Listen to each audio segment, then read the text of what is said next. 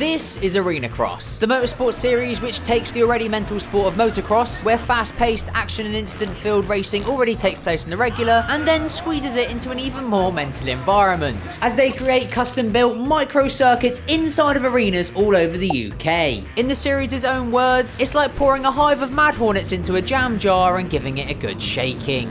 These hectic, jump-filled, tight-cornered Arenacross circuits are the perfect recipe for entertaining action, and with the races only lasting mere minutes, riders don't have to worry about conserving energy. It's simply flat-out full send from the minute the gates drop to the checker flag comes out. And with the fact it's all inside the very same arena you'd see, you know, Taylor Swift in, or Take That with your mum, it creates not only a unique spectacle, but also a truly unmatched experience, with lighting, pyrotechnics, and sound production levels that Gary Barlow could only dream of. By a lot of metrics, lads, Arenacross seems to be the ultimate motorsport when it comes to entertainment. But that's just on paper. To truly judge this, I've got to experience it in person, which is why I've booked tickets to the indoor season opener right here in Manchester. And today I'm going to be taking you with me as I go and find out if it's actually worth the hype. Plus, I'll be explaining how this series works along the way, so that both you and I have some sort of clue as what the hell is going on.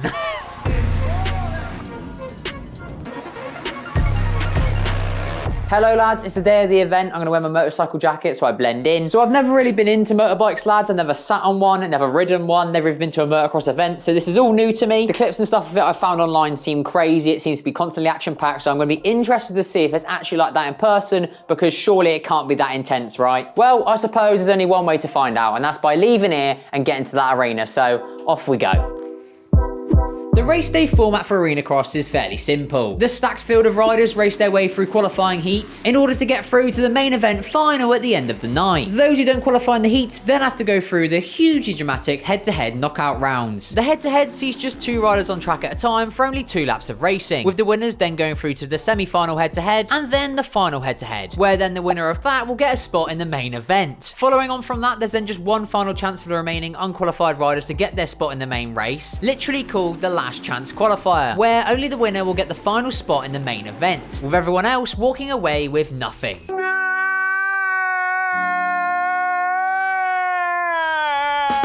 Are you excited, Amber?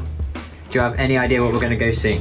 Not really, no. Well, me neither. That's really close to my face. No, it's not. Yes, it is. Now, it's clear from the format that Arenacross is very much all about the entertainment, which, to be fair, shouldn't be that surprising, considering the literal concept of the series is basically like putting F1 cars on a go-kart track. But as I found my seat and took in the mental view of the full-on motocross track in the exact same spot I'd seen the Jonas Brothers a few years prior, the atmosphere was mega. Now, lads, all the info I've given you thus far has pretty much come primarily from the programme I bought at the event. For 10 bloody quid, I should add. I am never gonna financially recover from this. So as I sat there waiting for the start, I had pretty much no idea what was about to happen. Because honestly, lads, I was shocked. There's really not that much stuff online about this whole series. All I could sort of gather was that there was heat races and then the final, and it was all a bit mental, but in terms of the actual format, I had no clue. I mean, they could have had Mario-style power-ups for all I know. It turns out, though, aside from the professional riders, Arenacross also has a number of other categories that race in the same events. These include a Pro-Am category, and also, lads, actual children as young as 6 years old. Look at this, lads. This is quality stuff. Anyway, sorry, I'm getting ahead of myself. The event began with a little bit of waffle and crowd hype build-up, before we were then all blessed with the most American version of the national anthem.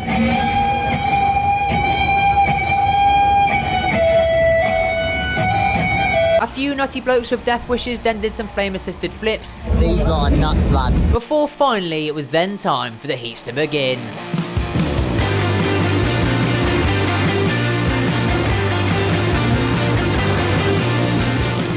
As advertised, we were immediately delivered the carnage, with so much side-by-side action that you didn't know where to look, and some mega wipeouts that kept you shouting.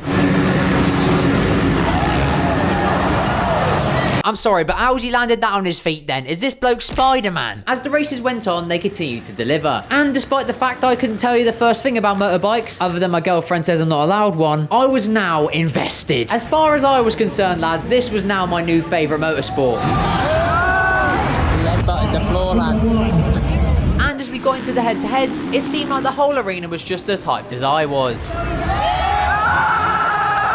Now, I can't lie, lads, I was having a blast at this point. You know, usually when you go to a motorsport event, as I'm sure a lot of you will know, there's a lot of downtime, you know, lulls where you're waiting for stuff to happen. But to be fair, lads, once the action actually started, it didn't really stop. The head-to-heads and last chance had soon come and gone, and after another quick MLG motocross trick shot, it was time for the main event. At 16 laps, this race was double the length for the heats, and a lot more than double the pressure, since the format means that pretty much everything is on this final race of the night, with the winner walking away with $2.5 grand, and 12th place just walking away with 400. However, considering how these races have gone so far, I think if you're finishing in 12th place, you're probably not walking away, you'll be limping away at best.